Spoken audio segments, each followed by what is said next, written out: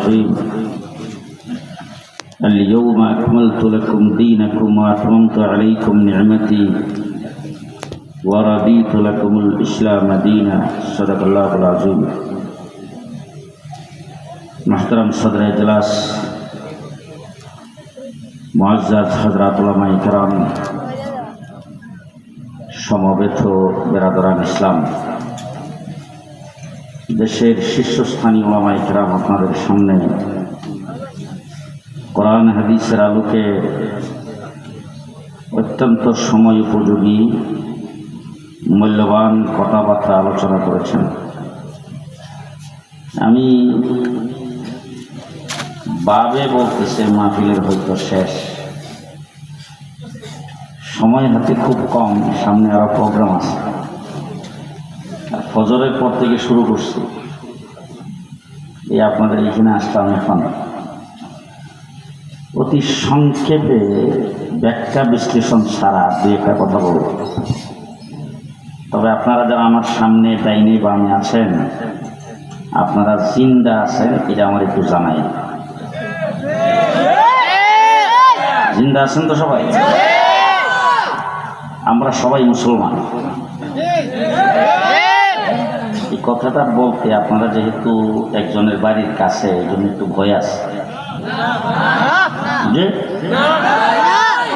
ভয় আছে? কতক্ষণ বলতে পারবেন আপনি বলেন তো? হ্যাঁ, সারা রাত্র কথা জিজ্ঞেস করি নাই।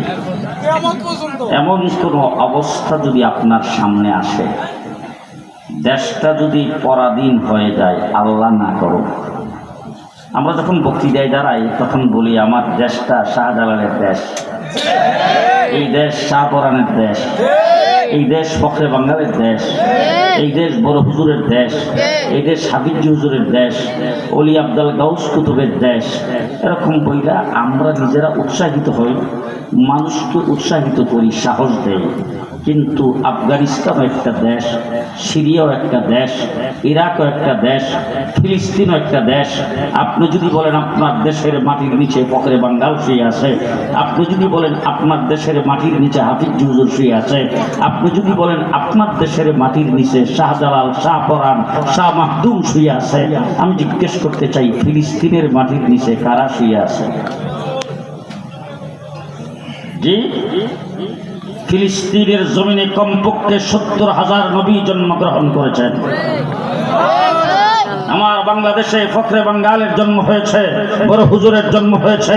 আমার বাংলাদেশে আউলি আব্দুল গাউস কুতুবের জন্ম হয়েছে। ফিলিস্তিনের জমিনে নবী রাসূলদের জন্ম হয়েছে। সেই জায়গার অবস্থা কি আজকে? ছোট বাচ্চা পর্যন্ত নিরাপদ নয়, মহিলা শিশু পর্যন্ত নিরাপদ নয়। ফুটতেছে আজকে 70 বছর। ওই জায়গার অবস্থা যদি এরকম হইতে পারে, আমরা কোথায়? রাগ করতেছে? আমাদের 3 দিকে কারা?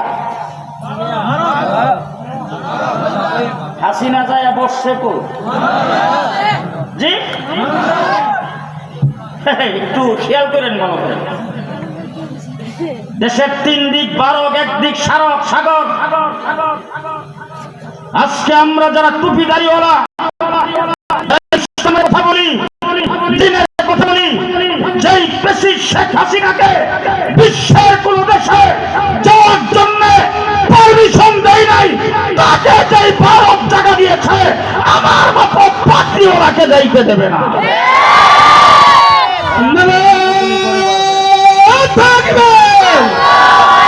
দিল্লি না ঢাকা, আরে দিল্লি না ঢাকা।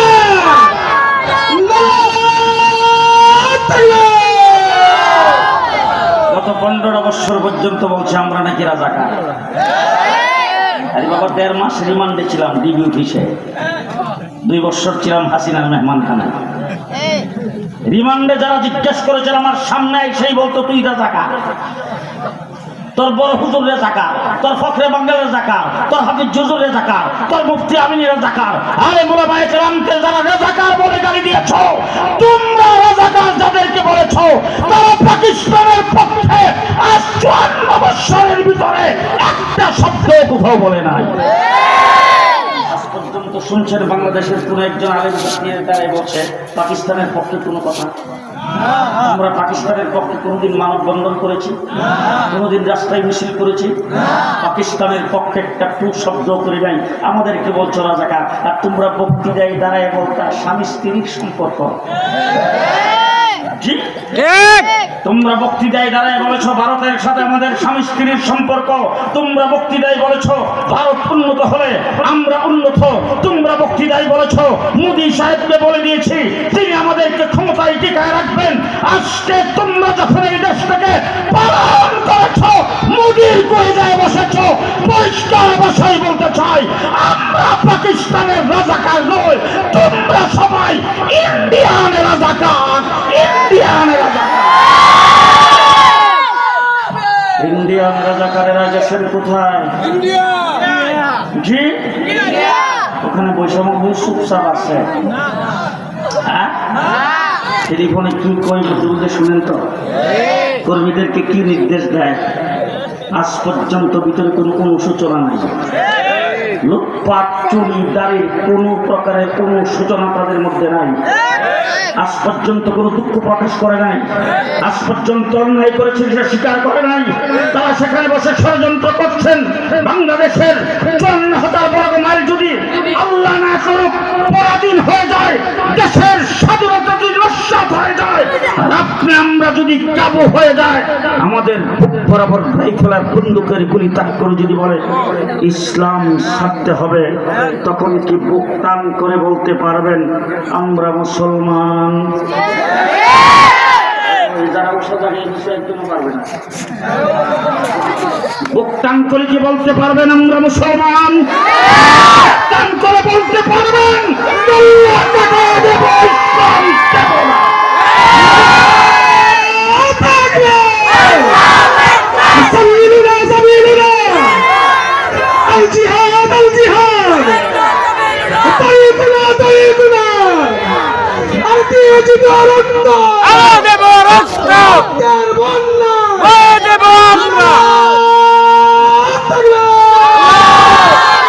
জীবন দিয়ে দেব, ইমান দেব না।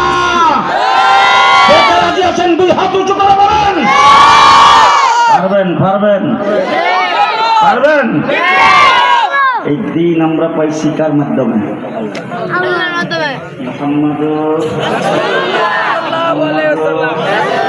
কোরআন শরীফ নাজিল হয়েছে কার কাছে? মুহাম্মদুর রাসূলুল্লাহ সাল্লাল্লাহু আলাইহি ওয়াসাল্লাম। ঠিক না ঠিক?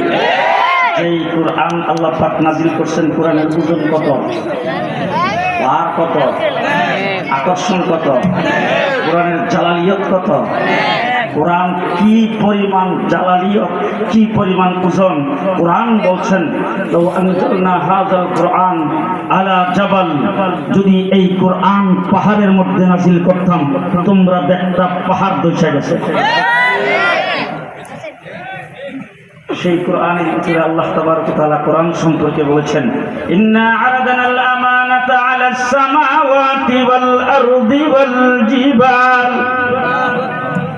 فأبين أن يحملنها وأشفقن منها وحملها الإنسان।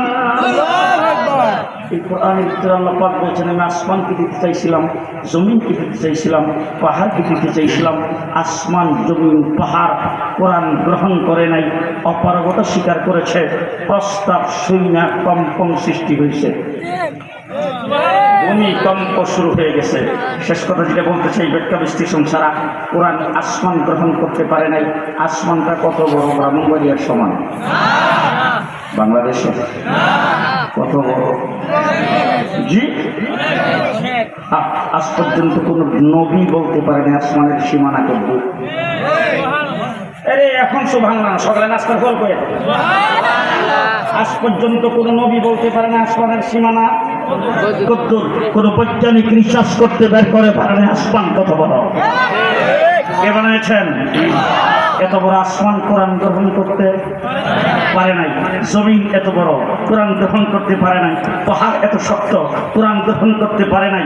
হামালাহাল ইনসান, ছোট 7 বৎসরের বাচ্চা 30 পারা কোরআনের হাফেজ, সেই কোরআন গ্রহণ করেছে।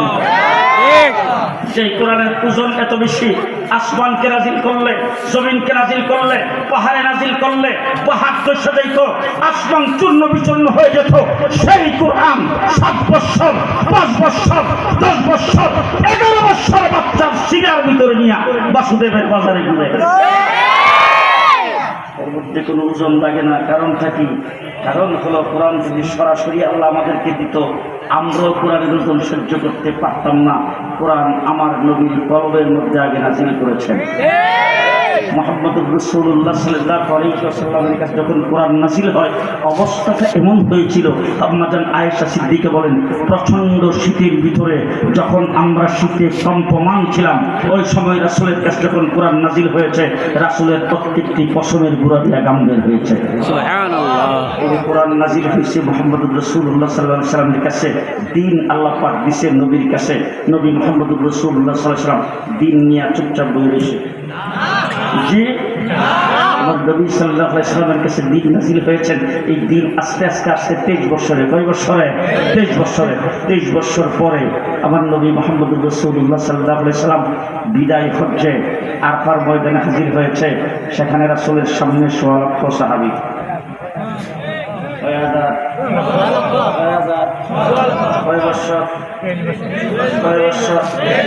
হযরতে নূহ আলাইহিস সালাম 950 বছর, কয় বছর? উম্মতের সংখ্যা মাত্র 82 জন, 82 জন। আর আমার নবী হিজরত করে 13টা বছর পর্যন্ত নির্যাতিত হয়েছেন, দাওয়াত দিতে পারে নাই, ইসলাম প্রচার করতে পারে নাই, নির্যাতনের পরে নির্যাতন, রাস্তা দিয়ে হাঁটতে গেছে, পায়ের নিচে কাঁটা গেছে, দাওয়াত দিতে মারছে পাথর, রাসূল সাল্লাল্লাহু আলাইহি ওয়াসাল্লাম গেছে, উটের নাড়ি গুড়ি এনে রাসূলের গাড় আর পিঠের মধ্যে, পিঠের উপরে রেখে দিয়েছেন। আল্লাহর নবী রাস্তা দিয়ে যাচ্ছেন, ময়লা গুলি এনে রাসূলের মাথায় ঢেলে দিয়েছেন। নির্যাতনের পরে নির্যাতন বুক করে সাহাবে আবু তালেবের ভিতরে রাসূলকে 3.5 বছর পর্যন্ত বন্দী করে রাখা হয়েছে। গাছের পাতা খেয়ে জীবন যাপন করেছেন। সেখান থেকে বের হয়ে রাসূল হিজরত করে মদিনায় গিয়েছেন। পরের বছর আবু জাহেল মদিনা আক্রমণ করার জন্য গেছে, রাসূল মোকাবেলায় নামছে। উম্মতের সংখ্যা 313। 313 আর 950 বছরে। ভালো করে শুনেন, ভালো করে শুনেন। পরের বছর উহুদের যুদ্ধ, রাসূল যুদ্ধে মোকাবেলা করার জন্য গেছেন। উম্মতের সংখ্যা 750। এই জন্য কিছু সুবহানাল্লাহ সকালে নাস্তার পরে 6ষ্ঠ হিজরিতে রাসূল সুরে হুদাইবিয়া, হুজুর আকরাম সাল্লাল্লাহু আলাইহি ওয়াসাল্লাম হুদাইবিয়া নামক স্থানে গিয়েছেন। মক্কাবাসী বাধা দিয়েছে, সেখানে উম্মতের সংখ্যা 1400। 8ম হিজরিতে রাসূল মক্কায় প্রবেশ করেছেন, উম্মতের সংখ্যা 10,000। সুবহানাল্লাহ। এর 2 বছর পরে আরফার ময়দানে 1.5 লাখ।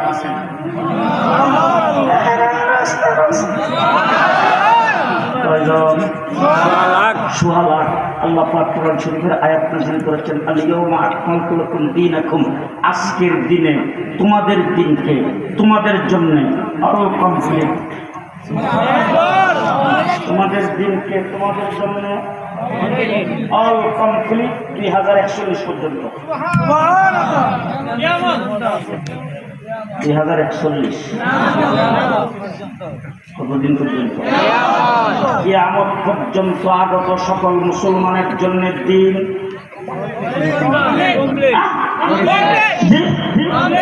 জোহরের নামাজ কয় রাকাত? ফরজ, ফরজ 4 রাকাত। কোনদিন 5 রাকাত না, কোনদিন 3 রাকাত না, কোনদিন 3.5 রাকাত। হুজুর ফরজ কয়টা? 4টা। কোনদিন 3টা, কোনদিন 5টা। গোসলের ফরজ 3টা, কিয়ামত পর্যন্ত 3টা। আমার রাসূল বলেছেন এই উম্মতের জন্য ঈদ 2টা, কিয়ামত পর্যন্ত 2টা। যারা না বলবো হেরা ওই হে দলে ঈদ কয়টা? কে বলছেন? জিয়াউর রহমান, শেখ মুজিব, এরশাদ, ডক্টর ইউনূস। কে বলছেন? আমার রাসূল বলেছেন উম্মতের জন্য ঈদ কয়টা? একটা ঈদুল ফিতর, একটা ঈদুল আযহা, একটা রোজার ঈদ, একটা হলো কুরবানির ঈদ। 3 নম্বর কোন ঈদ এই উম্মতের জন্য নাই। জোরে আর রবিউল আউয়ালের 12 তারিখে সকল ঈদের সেরা ঈদ। নাউজুবিল্লাহ যে কইছেন আর কাওয়াকাদের বলেন সকল ঈদের সেরা ঈদ। নাউজুবিল্লাহ জোরে কাওয়ান। আমার নবী মুহাম্মদুর রাসূলুল্লাহ সাল্লাল্লাহু আলাইহি ওয়াসাল্লাম মসজিদে নববীর ইমাম মুয়াজ্জিন ছিল হযরতে বেলাল। বেলাল যেইভাবে আযান দিতেন, যেই শব্দগুলি যেইখানে বলতেন, কিয়ামত পর্যন্ত সেটাই চলবে, কোনো পরিবর্তন। আলো কমপ্লিট, আলো কমপ্লিট। সাহাবায়ে কেরামের সামনে এসে যখন এই আয়াত তেলাওয়াত করছে, সাহাবায়ে কেরামের খুশি কি আল্লাহ নবী ডাকে জিজ্ঞেস করছেন, সাহাবীরা দিন যে আল্লাহ পাক কমপ্লিট করছেন, কমপ্লিট দিনকে আমি তোমাদেরকে দিচ্ছি, তোমাদের কাছে পৌঁছেছি। সাহাবীরা সাক্ষী দিয়েছেন, হ্যাঁ কমপ্লিট দিন আপনি আমাদেরকে দিয়েছেন। আপনি ইমামতি করে নামাজ পড়ায়া নামাজ আমাদেরকে শিক্ষা দিয়েছেন, উজু কইরা আমাদেরকে দেখায়া উজু শিক্ষা দিয়েছেন, রোজা রাইখা আমাদেরকে দেখায়া রোজা শিক্ষা দিয়েছেন। আজকে আরফার ময়দানে এসে হজও শিখিয়েছে। কমপ্লিট দিন আপনি দিয়েছেন। আল্লাহ নবী সাল্লাল্লাহু আলাইহি ওয়াসাল্লাম সাথে সাথে ডাক দিয়ে কম ফালিয়ুবাল্লিগুশ শাহিদু মিনকুমুল গায়বা। আজকে যারা এখানে উপস্থিত আছো, যারা উপস্থিত নাই, তাদের কাছে দিন প্রচারের দায়িত্ব তোমাদের। কাদের কাদের কাদের কাদের? সাহাবায়ে কেরামের। কাদের?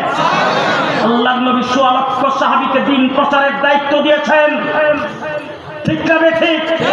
এবার জিজ্ঞেস করতে চাই, দিন আমরা পাইছি রাসূলের মাধ্যমে, সাহাবীর মাধ্যমে। সুতরাং সাহাবায়ে কেরামকে যারা সত্যের মাপকাঠি বলে স্বীকার করবে না, সাহাবায়ে কেরামকে যারা বিশ্বাস করবে না, সাহাবায়ে কেরামকের উপর যারা ইকিন আনবে না, সাহাবায়ে কেরামকে যারা দোষী সাব্যস্ত করবে, সাহাবীর বদনাম যারা করবে, তারা প্রকৃত আহলে সুন্নাত ওয়াল জামাত হতে পারে না। হুজুর দিন পাইছেন কার কাছ থেকে? আল্লাহর কাছ থেকে। কার কাছ থেকে? আল্লাহ দিন দিচ্ছেন আমাদের নবীকে। নবী কাকে দিচ্ছেন? সাহাবায়ে কেরামকে। দিয়া কি দায়িত্ব দিচ্ছেন? প্রচার প্রচার প্রচার প্রচার, তোমরা পৌঁছাই দাও। এখন আল্লাহ পাক দিন রাসূলকে দিচ্ছেন, রাসূল সাহাবায়ে কেরামকে দিচ্ছেন। সাহাবায়ে কেরাম দিন প্রচার করতে করতে চীনেও গেছে। চীনে সাহাবীর মাজার আমাদের বাংলাদেশেও আসছে, বিশ্বাস করে না? বাংলাদেশে সাহাবী আসছে কিনা? আমি একটা মসজিদ উদ্বোধন করেছি রংপুর লালমনিরহাটে, যে মসজিদটা মাটির নিচের থেকে আবিষ্কার হয়েছে, পাওয়া গেছে। সেই মাটির নিচ থেকে যেখানে পাওয়া গেছে, সেখানে মসজিদের মেহরাব, মেহরাবের পাশে একটা মিম্বর, মিম্বরের মধ্যে একটা শিলালিপি পাওয়া গেছে, পাথরে খোদাই করে লেখা 72 হিজরি। কত হিজরি? বর্তমানে কত? 72 হিজরিতে আমার দেশে যদি মসজিদ মেহরাব মিম্বর থাকে, তাইলে বোঝা গেল তোমার মসজিদ হয়েছে 72 হিজরিতে। নিশ্চয়ই কোন সাহাবী এসে দাওয়াত দিয়ে ইসলাম কবুল করেছে। বাংলাদেশে সাহাবী আসছে কিনা? সাহাবায়ে কেরাম সব থেকে দিন প্রচার করেছেন। কোরআন শরীফ কেউ মুখস্থ করেছেন, কেউ বা কোনো জায়গায় কিছু লিখিত করেছেন। লিখিত নিয়ে যখন প্রচার করতে শুরু করছে, এখনো যদি দিন ওই অবস্থায় থাকতো, উজুর ফরজ আল্লাহ পাক কোরআনে বর্ণনা করেছেন, এটা যদি ওখান থেকে বের করিয়া উজুর ফরজ যে সাইটটা, এটা যদি ভালো করে সুন্দরভাবে লিখিত পত্র যদি না হইতো, আজকে আমাদের মক্তবের হিসাবে কি করাইতো?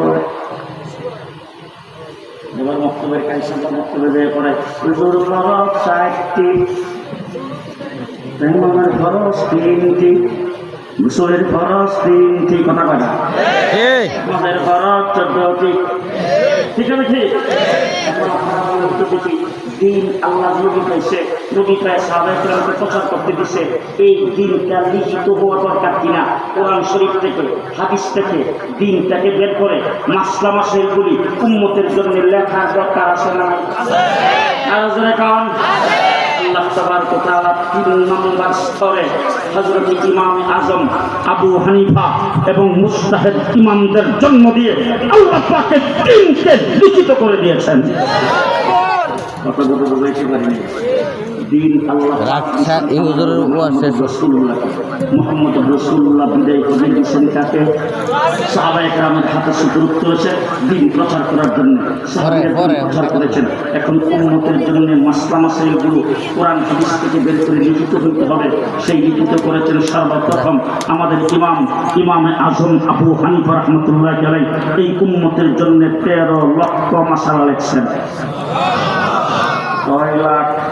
13 লাখ মাসালা দেখছেন। এখন আসলে দেখুন, দিন আল্লাহ পাক কমপ্লিট করে দিয়েছেন নবীকে।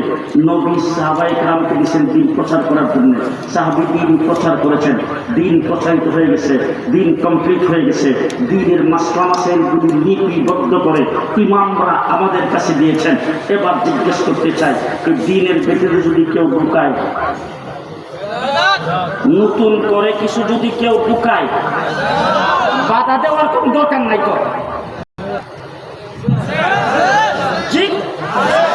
দিনের ভিতর থেকে যদি কাজ সাত করে কেউ কিছু বের করে, আস্তে কর, বাধা দেওয়ার কোন দরকার নাই তো।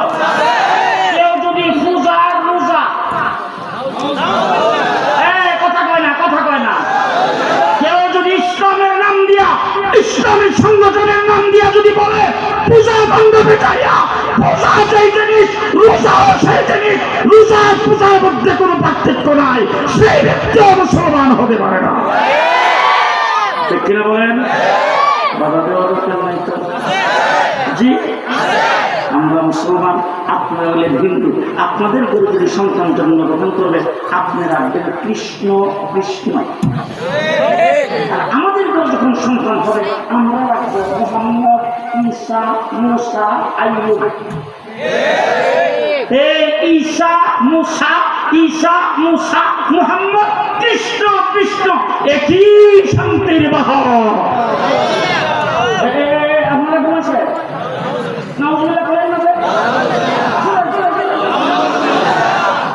কৃষ্ণ বিষ্ণু, মুহাম্মদ, মুসা, ঈসা, একই শান্তির বাহন। ইসলাম বিলাতি ইসলাম। জি, ঘুমাইছে? পরিষ্কার ভাষায় বলতে চাই, দয়া করে মনে রেখেন, দিন লিখিত হয়ে গেছে। মাসলা মাসাইল কোরআন থেকে বের করে আইম্মায়ে মুজতাহিদিন আমাদের জন্য লিপিবদ্ধ করে দিয়েছেন। এখন এই দিনের পাহারাদারির দরকার, পাহারাদারির দায়িত্ব উলামায়ে কেরাম পালন করছেন। আমরা দিন ইসলামের কনসেপ্ট না, আমরা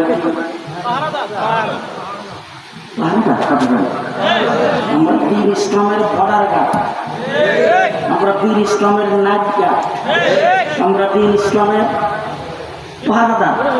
বলেন বলেন বলেন, আমরা দিন ইসলামের ফখরে বাঙ্গাল, দিন ইসলামের পাহারাদার বড় হুজুর, দিন ইসলামের পাহারাদার মুফতি নুরুল্লাহ, দিন ইসলামের পাহারাদার মৌলানা সাইদুর রহমান, দিন ইসলামের পাহারাদার মুফতি মুবারকুল্লাহ, দিন ইসলামের পাহারাদার মৌলানা আলী আজম, দিন ইসলামের পাহারাদার।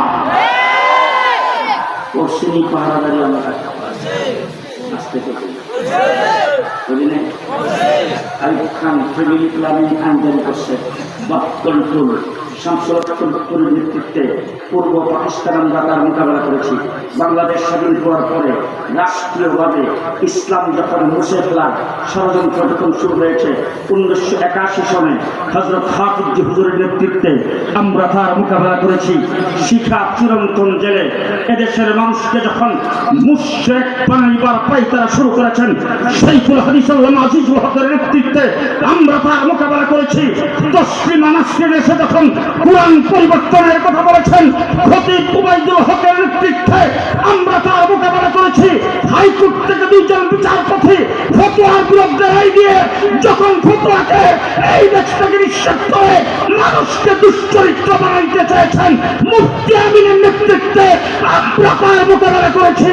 শাহবাগে নাস্তিকার মুক্তাদের একত্রিত হয়ে আল্লাহ রাসূলের বিরুদ্ধে কটূক্তি যখন করেছে, আল্লাহ মাহমুদ শফির নেতৃত্বে শাপলা চত্বরে রক্ত দিয়ে আমরা মোকাবেলা করি। কি বলেন করি না?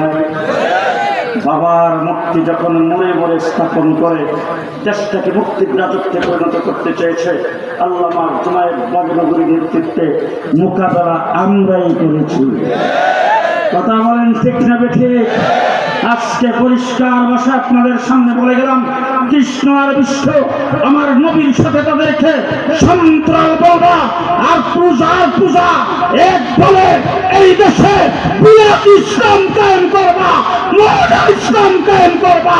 পরিষ্কার ভাষায় বলতে চাই, আমরা মদিনার ইসলাম কায়েম করতে চাই, মদিনার ইসলাম কায়েম করতে চাই। কে কে রাজি আছেন হাত তুলে দেখান। আল কোরআনের আলো, আল হাদিসের আলো, আল্লামা জুনায়েদ আল হাবিব,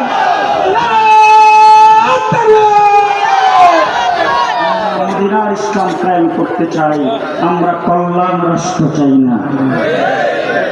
যারা কথাটা খারাপ করে দেবে, আমরা মদিনার ইসলাম কায়েম করতে চাই, আমরা মদিনার ইসলাম চাই, কল্যাণ রাষ্ট্র চাই না। কল্যাণ রাষ্ট্রের ইহুদিদের গুলি, জি ইহুদিবাদ এই দেশ থেকে গেছে, ব্রিটিশ সরকার এই দেশ থেকে বিদায় হয়েছে। পরিষ্কার ভাষায় বলতে চাই, বাংলাদেশে ইলেকশন হবে, বাংলাদেশে নির্বাচন হবে, স্লোগান হবে নারায়ে তাকবীর, এই বাংলার স্লোগান। জি ব্লক পেপার অনেক মার্কা থাকবে, নৌকা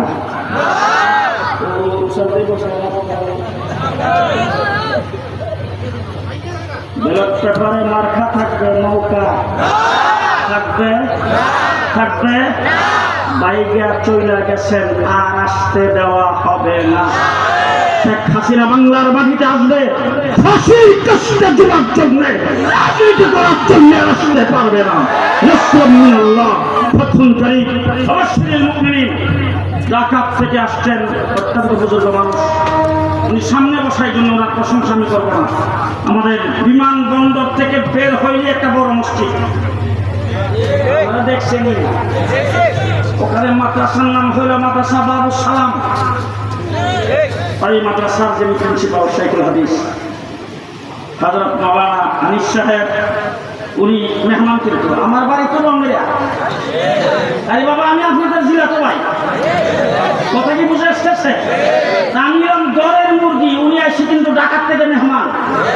আচ্ছা, আমরা ব্রাহ্মণ ঘরের মানুষ, কিন্তু মেহমানদের ভালো জানি, আমরা বাসুদেবের মানুষ, মেহমানদের ভালো আমাদের সবাই জানেন। মেহমানের ইজ্জত রক্ষার্থে একজন লড়বেন না, একজন না, যারা দাঁড়ানো আছেন হয়তো বসেন, না হলে দাঁড়াই পারেন, কিন্তু লড়তে পারবেন না। অনুমতি নেই। মেহমান উনার রুচি মতো উনি কথা বলবেন, তারপরে তিনি দোয়া করবেন, আর ফেরত দেবেন। শেষ কথা আপনাদেরকে জিজ্ঞেস করতে চাই, আমি তো আরেক জায়গা থেকে আইছি, আর আমি মাদ্রাসা বানাইছি ঢাকা। এই যে ফিলার গুলি, আমি প্রথম দিক কেমন বসে নিচ্ছে সময়